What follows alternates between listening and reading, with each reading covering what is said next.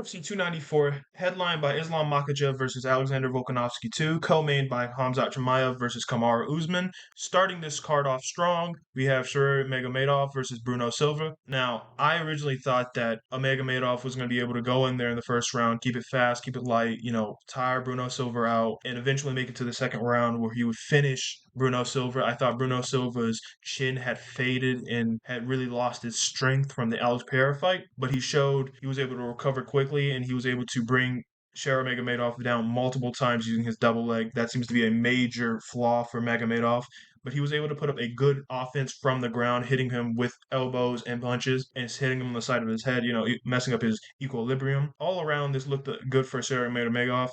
I would prefer to have seen a finish moving on in the card. Victoria versus Jinyu Frey. I already knew how this fight was going to end. Jinyu Frey is 2-5, currently now 2-6 in the UFC. While Victoria, she's 8-0, undefeated prospect out of Russia. A lot of people thought she was going to be able to get a submission in or a TKO or something along those lines. But you have to remember, all female fights go to a decision. Moving up in the card, Nathaniel Wood versus Muhammad Naivov. This was a dirty fight. Let's just say it how it was.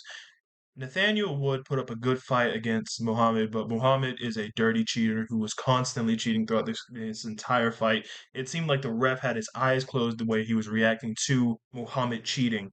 He was nut shotting him while against the cage in a clinch, and he grabbed the cage when Nathaniel almost had him at a takedown. It really did seem like the judge was blindfolded. He even saw the cage grab and did nothing about it. He said he was going to take away a point. He didn't. My personal opinion, Nathaniel Wood should have brought this to a draw instead of a decision win for Muhammad. I think he should have had points penalized for him for his knees to the groin, and I think he should have had points taken away from his cage grab. Moving on the card, Mike Breeden versus Ashul Jubilee. Now this is kind of one of the best fights in the card. Ashul Jubilee, he was able to keep Mike Brennan on the end of his jab. He was able to use his length and his speed to keep him away. And I originally thought that Jubilee was going to be able to do this for 3 rounds and make it to a decision. Well, he was doing very well in the fight up until the second round. Afterwards, he was sitting 2 rounds to 0 for Mike Breeden. Mike Breeden's coach came out there and told him he had a rocky moment. He told him, "Hey, straight up, you need to finish this guy." And he went out there. He literally started barking at Jubilee. He literally was chanting USA and barking at Jubilee. That's the type of things you want to see from a coach. That's that rocky moment people talk about. Mike Breeden was able to go out there in the third round and just pour it on him and get the TKO. Good stuff. Unfortunately, I didn't get the pick right, but good to Mike Breeden. The next fight was Cedric Dumas versus Abu Azaitar. This fight was a absolute stinker. Let's just say it how it was.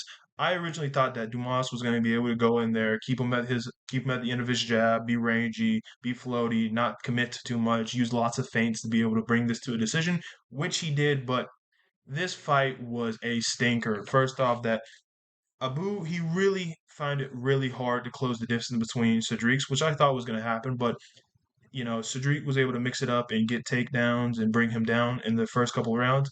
And Abu, he responded by grabbing his hair that Dumas had put in a bundle. Some of the most blatant hair grabs ever. He did it twice. The judge saw it twice. He did not take away any points. Originally, I thought this was going to go to a decision for Abu, watching it live, but it went to Dumas. I'm not sure how much I agree with that, but that's another right pick.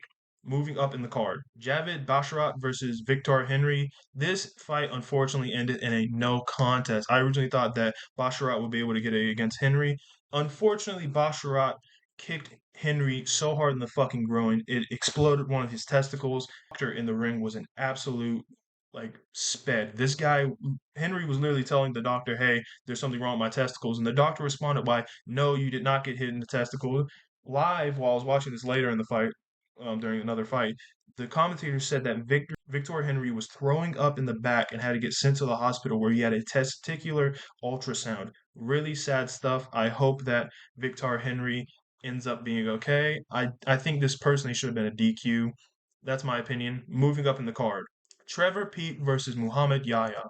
Now this one, I went against the grain for this one. I picked Muhammad Yahya. I thought Yahya would have the versatility and the well-roundedness to defeat Trevor Peek. I thought he could get him onto the ground, and and Trevor Peek wouldn't be able to get up. I thought that Muhammad Yahya would break him down slowly, and in the third round, he would get him into a bad position where he would finish him off on the ground, resulting in a TKO. Unfortunately, Trevor Peek just toughed it out. Really, his wild way of striking, his loading up and throwing, it really did work against Yahya. Yahya seemed like he couldn't do anything against him. And normally, Trevor Peek looks to be the bigger man in the cage most of the time. During this fight, Yahya looked bigger than him. They both on tails of the tape, it says they're both 5'9", but in this fight, Yahya looked about 5'10". Not saying that Trevor Peek didn't get up a good fight or, he clearly showed off his new and improved wrestling skills. I just think that Yahya should have won this fight. He should have came in here with a grapple heavy style, but he did not, resulting in a wrong pick for me and a +1 to Trevor Peek's record. Moving on in the fight, Muhammad Makhachev versus Tim Elliott. Tim Elliott is a very crafty grappler. And if you watch his grafting highlights, you could see how crafty and skilled he is as a fighter. He's able to make positions where he would normally be dead to rights, and he was able to reverse them.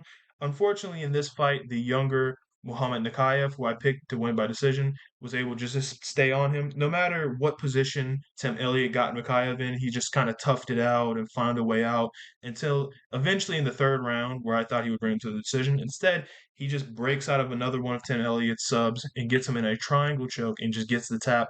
Muhammad Nakayev, it's weird. This guy brings everybody, no matter what their skill set is, to either a decision or a sub. This guy, he fights life or death, but he's always bringing them to the end. That's another one for Muhammad Naikov. I called it as a decision. He got a submission. Moving on the card. Sahid Nurmagomedov versus Muhan Darfaru. I thought that this fight would at least go the distance to the second round, but Sahid put him out in the first. Really good stuff. When you go back and watch the fight, you can really see that Sahid just knew what he was doing. And Mohayev Grafrov, he wanted to make a splash. He wanted to do something big, so he charged Sahid. Sahid was able to get him into that guillotine and just put him out. Moving up in the card, Ikram Aliskerov versus Walru Alvarez. I saw this fight as what it is. Alvarez came on short notice. Massive props to him, massive respect, but there was no way he's beating Ikram. Walrus has been around in the UFC for a very long time. He's the older fighter. He's a fighter that has more damage on him. He's a fighter who's seen defeat many, many times. Well, Ikram, he's still young. He's only met defeat once to a rising prospect in Hamzat Chimaev. I just saw this fight as what it was. I saw that they were feeding Alvarez to the wolves on short notice, and that's exactly what happened. Ikram was able to get him out in the first round just by having striking, having a huge striking, by having a huge striking advantage. He was able to get Alvarez out. Moving up in the card, Johnny Walker versus Magomed Ankalaev. This one is a sad one. Now, originally, I thought Ankalaev was going to get this done. I thought he was going to get first round TKO versus Johnny Walker. I thought Johnny Walker's chin is it's not there where you need to be as a fighter. I thought no matter what, even with Johnny Walker's new and improved style and him being more reserved in his athleticism and using his length and his reach as an advantage, I still thought Magomed Ankalaev was going to get it done. This fight was very interesting. In the one round it was actually fighting. It was chaotic, Mega Man and Goliath tried to take him down here, and then he originally landed a hard body shot. Johnny Walker pretended to be hurt to get a feint out of him before he goes in for a hard flying knee that I think just barely missed before Mega Man and Clive gets him against the fence and lands in what I think to be an illegal knee. There was a big controversy about the illegal knee in the cage. It seemed that the doctor asked Johnny Walker a stupid question, like, "Where are you?" And Johnny Walker responded in comical sense. He said, "We're in a desert," and that made the doctor call it off. Absolute clown shit. Really, this fight was looking to be an absolute banger, but unfortunately, the stupid ringside doctor asked Johnny Walker a stupid fucking question. It got so bad that Johnny Walker wanted to continue the fight, but Dana White himself had to come in and tell him it was off. This is a really bad bummer of a card so far. This fight was really panning out to be amazing, especially with Johnny Walker's always life of the party, always a character. Even though I thought he was going to lose this fight, I have massive respect to him. Moving on the card, Hamzat Chimaev versus Kamaru Usman. This fight was looking to be an absolute banger. Turned out to be kind of a snoozer. Hamzat Chimaev comes in. Hamzat Chimaev, I thought he was going to be able to get the second round submission. I thought his grappling would be too strong for Kamaru Usman, who's coming on at what 11, 12 days notice. And Kamaru Usman, props to him, he was able to bring Chimaev to a decision. In the first round, Hamzat was able to, really put it on him, really show his pace, really show his strength, really shows his wrestling degree. I think that if Hamzat would have focused more on ground and pound, I think he could have got him out of there in the first round, but he did not. In the second and the third was really kind of stinkers. Kamaru Usman, if anything, was worth posting the pace for the second and third rounds. I really respect him. It really shows how he's fighting, but something weird about this fight is that afterwards, Hamzat goes on a nice speech talking about peace in the Middle East, which I respect to him, but he seemed very tired. This didn't seem like a super active fight or a fight where he had been using a lot of energy. He seemed more tired from this fight than he was from the fight with Burns, which starts me to wonder like what happened. This didn't seem as high of a pace fight as the one with Burns. Very strange, but I got fortunately a correct pick. Moving up in the card, Islam Makhachev versus Alexander Volkanovski. I like Volk. I think he's great. I think he's one of the greatest featherweights. I think he's a real good guy. I think it shows you what type of man he is from taking this fight on short notice. But it when you just look at the advantages that Islam had coming into this fight and the advantages Volkanovski did, you can just tell who's going to win. Islam's going to be able to recover better. He's been training for Charles Oliveira, who had unfortunately had to pull out of this fight. I just thought this fight was going to go to a submission. I thought that Islam would be too strong for underprepared Volk coming off of you know, the birth of his child and a hand surgery with short notice. I just didn't think this was going to be a fight that was going to go well for Alexander Volkanovski. Unfortunately, he didn't go to a submission. Alexander Volkanovski got knocked out, TKO'd by a high kick that he just barely missed. If he had his guard a little higher, it would have not hit his head. A lot of people are talking shit on Volk, but props to him. He made a really good point. He said Islam and the other Muslim Dagestanis, they would never take a fight on 11 days' notice. And that just shows you what type of man he is. A lot of people are talking shit on Volk, but if he wouldn't have done this, we would have been fighting Gamrot and there would have been a wrestle snoo fest. People just love talking shit on active fighters who actually go in there and get it done and then talk about respect and how much they hate Connor or something for talking trash. It's like these people suck. Anyways, out of the fight, I got pretty well. I did. I picked Islam to defeat Alexander. He did. I picked Chimaev to defeat Kamaru. He did. Johnny Walker versus Magomed Ankalaev unfortunately went to a no contest. Ikram to defeat Walrez. He did. Saeed to defeat Gafrat. He did. Muhammad to defeat Talia. He did. I thought that Yaya was going to be able to get it done against Trevor Peake. He was unfortunately not going to. Basharat kicked Victor Henry in the fucking balls so hard that he had to go to the hospital. So this went to a no contest.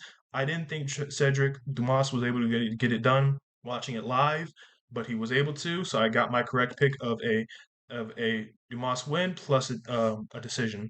Jubilee, I thought Jubilee was going to be able to stay in there with him, but Mike Breeden came out in that third round. He really did have that dog in him. Literally, he started barking and got the TKO in the final round. That's what good coaching is.